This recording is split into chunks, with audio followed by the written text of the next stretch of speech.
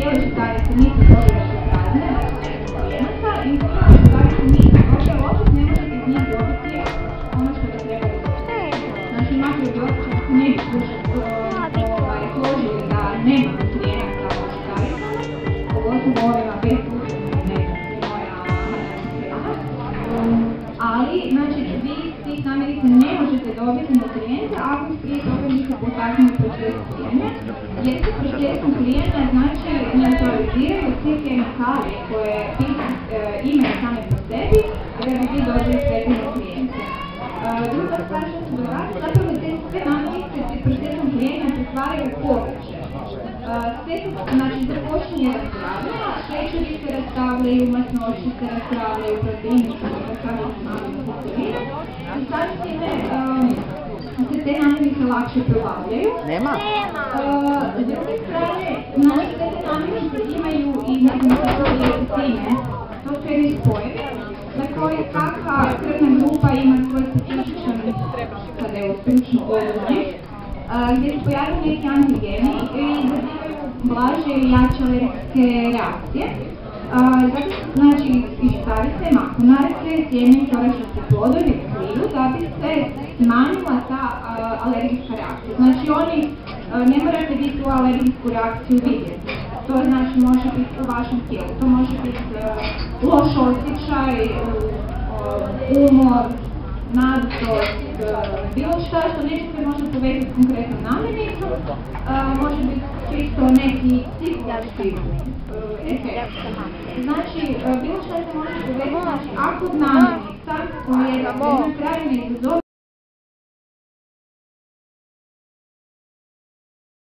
neki savršeni osjećaj o vama, da ste vi zadovoljni, da ste siti, da se dobro osjećate, da nemate apsolutno nikakav problem. Prije, poslije, za vrijeme pripreme jela, da li ta namirnica, taj omjer oporke koji ste procijenili dobar za vas, odnosno dobar za djece, ako gledamo djece. Ono što znači specifično kod te prehrane koju ja pratim, znači kod doktora Kaznica, je taj OCHF omjer.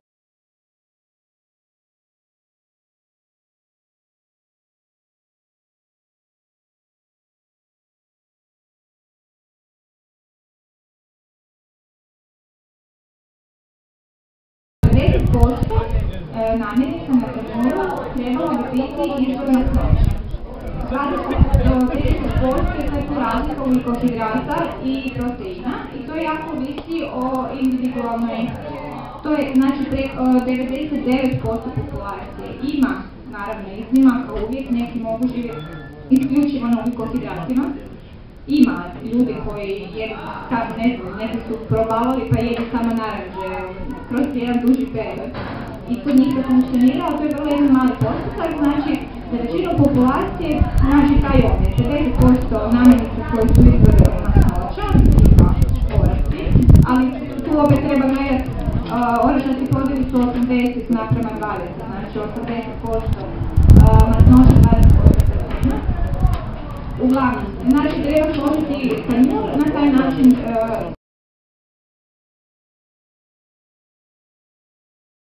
Sad ovo što je isto jako važno, bez obzira kako ste zdravili, i ovo nije moje zapravo poziv na cijelju prehranu, mislim da za to treba stvarno biti spreman i jako motiviran.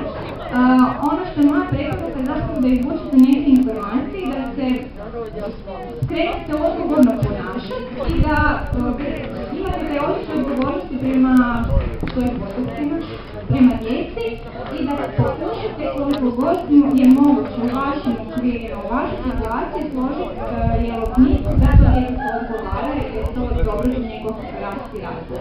I u tom smislu sam htjela samo naglasiti da ono što sam naučila, znači cijelokrat istraživanja, znači da ne može biti jedan jelovnik prilagođen svima. Prehrana je jako individualna stvar. Znači, baš dr. Katon, on naglašava, svaki organizam se može posložiti od 7 sistema.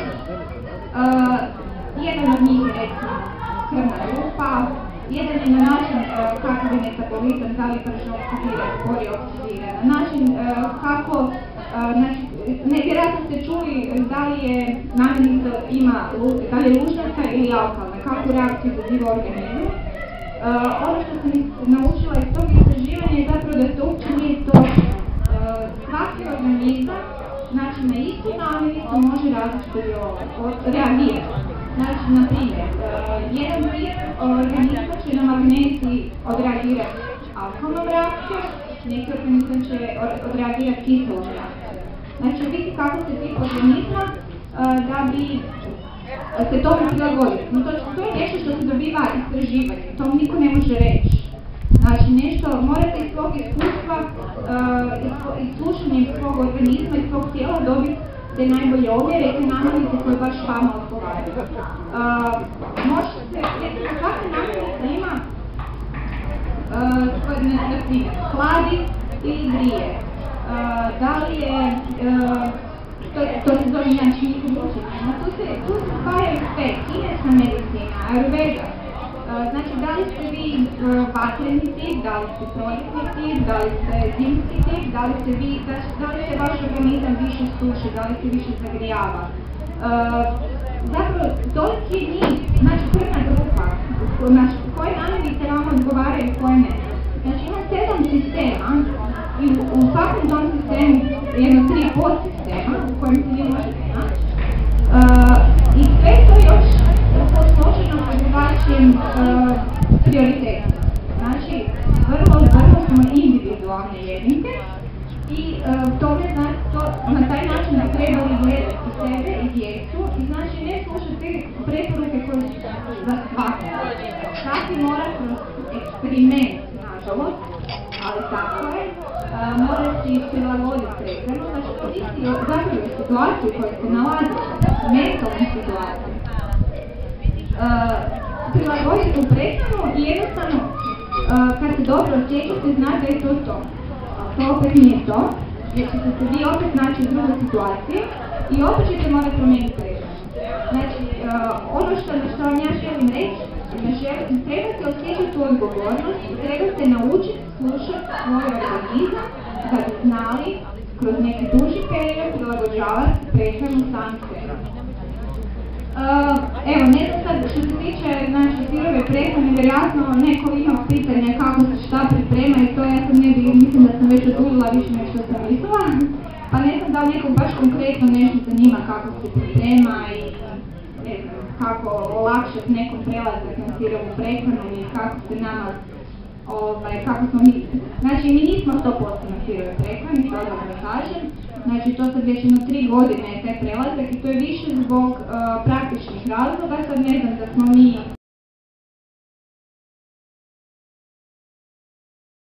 da nam novci padaju s nebom i da nema tih distrakcija izvana, vjerojatno bi bili 100% na sirovoj prehrani. Znači, ja se nikad ne nisam više vratiti na staro.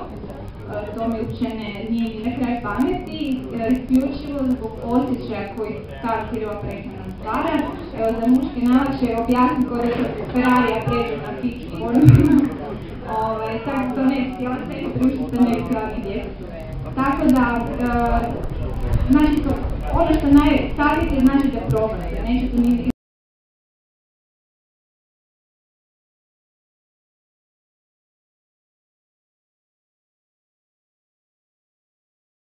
ove teorije ništa to, vjerojatno ne dopire do vas, nije ni do mene, a dok ne probate, možete vidjeti nekakav onih šejkovi koje Poučenko Viktorija propagira, pa to može od toga ili evo probali ste krekeriće namaze, većina je rekla da im se sviđa, ne znam to samo ljubaznosti za stvarnost, ali evo, nam se to jako sviđa, mom djetetu se sviđa, evo, a sad evo pitanja ako neko ima.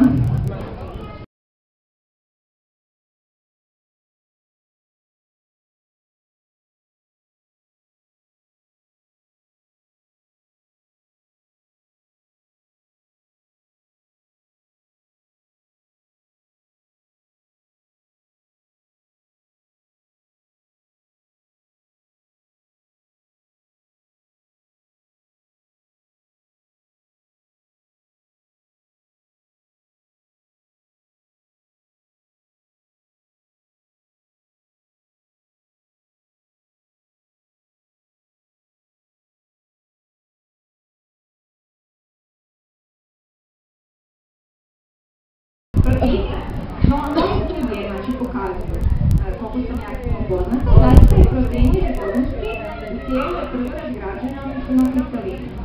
I tako, tijelu se spajaju ponovno u proteine koji su potrebni ljudskom organizmu. Jer im cijeli spektrum namirnica biljnog porijekla bi opet možda dobiti prijavno kristalina i proteine koje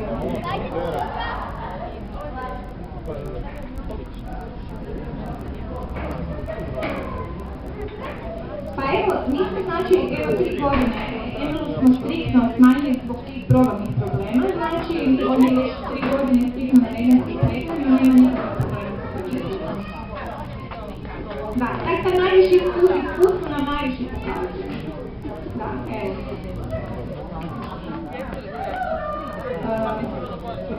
Sad ima 5,5.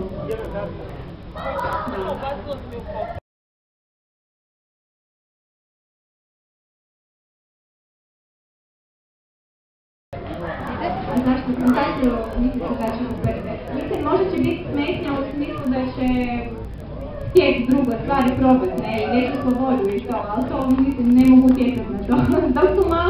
Dok su mali koliko mogu pomoć, to je to.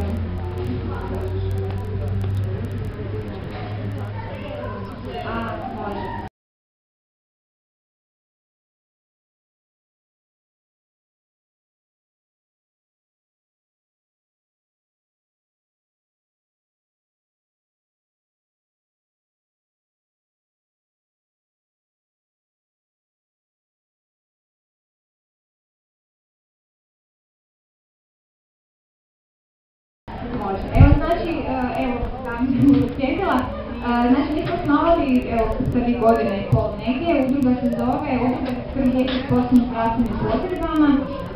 Mi imamo baš, ja jesam mama znači dijabetičara, ali uz taj klub koji sam nazvala znači kao šećer, htjela sam se organizirati zapravo na prevenciju dijabetisa, ja sam iz svega to naučila da je ovo, znači ne samo zdravstvena prehrana, znači zdrava prehrana, pametna prehrana, svako će izabrati svoje, ali i taj zdravi način života koji uključuje tijelo vježbu i nekakvu drugačiju mentalnu percepciju svijeta.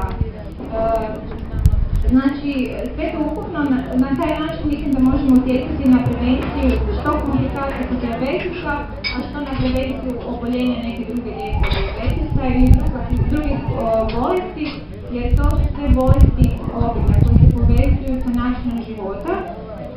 Znači, ne mora biti to direktno, sad ja sam pojela puno šećera pa sam sad dobio dijabetes, nego može biti recimo generacijski. Znači, ja sam recimo jedenjem šećera, mesa, bjelančevina, ne znam, stvorila nekakvu klimu u svom okolišu, u svom organizmu, rodila dijete, njemu prenijela tu floru na njega i znači on to naslijedi od mene i to može biti nešto posebno, to ne mora to biti ključni uzrok, recimo oboljenja nekakvog, ali može biti potencijal, može biti znači sinergija uzroka. Ako ja mogu doprinijeti pa minimalno koliko je to u moje moći njegovom zdravlju, ja sam kao roditelj, ja sjećam se odgovorno za svoje dijete. Evo, mogu odmah reći da meni zapravo, kako je nešto muha rekao, znači meni se nakon oboljenja djeteta, meni to nije ništa negativno, osim naravno što je njeno to opterećenje i što je on bolestan, ali nama kao obitelji i kvaliteta života koju ja njemu sad pružam i nama koji što nam se dogodilo, znači je puno kvalitetnije i puno sam sretno što smo bili prije. Ono znači, udruga se zove Prijelkup, ovo želim kontaktirati prije poslije. Ima znači web stranica, imamo na Facebooku Slatka kao šećer, se zove web stranica, tamo je e-mail kontakt, broj telefona i tako da ako će neko htjeti koji se javi kontaktirati, evo slobodno. Ja sam uvijek na mailu, ako neko ima tako pitanje, uzam. Tako da evo, oni su kontaktirati na mailu. Ima još koje pitanje možda? Da, znači imate, ja sam još donijela uz put par knjiga. Znači ima ta knjiga do 41 stupanj Celzijus, koga zanima, to je to istraživanje za koje sam ja, kako sam došla do sirove prehrane i kako izgleda ta sirova prehrana koju mi prakticiramo. I prva knjiga koju sam napisala o našem iskustvu o dijabetesu, zove se Dijabetes prilika za promjenu. To je čisto jedno iskustvo onih prvih 6 mjeseci nakon oboljenja djeteta, pa evo ako neko može olakšati to. Znači, knjiga ova, znači strane knjižene cijene, ova je dijabetes košta 97 kuna, a do 41 stupanja 127 kuna. Komplet 197, ja mislim da je puno. Koliko košta prehrana? Kada se izbaci meso, kada se izbaci industrijske prerade, znači mi jedemo isključivo cjelovito, znači ne jedemo industrijske prerađevine, kada se izbace, ne znam, slatkiši koji koštaju po 5 kuna, tako se kad kupiš, ne znam, torticu, čokolade ili nešto, onda se pokriju troškovi, znači mislim da je na kraju smo tu negdje. Da, inače znači orašasti plodovi jesu skupi, te hladno prešena ulja koja sad i kad kuham koristim hladno prešena ulja, baza, evo, ima preporuka, kuhali,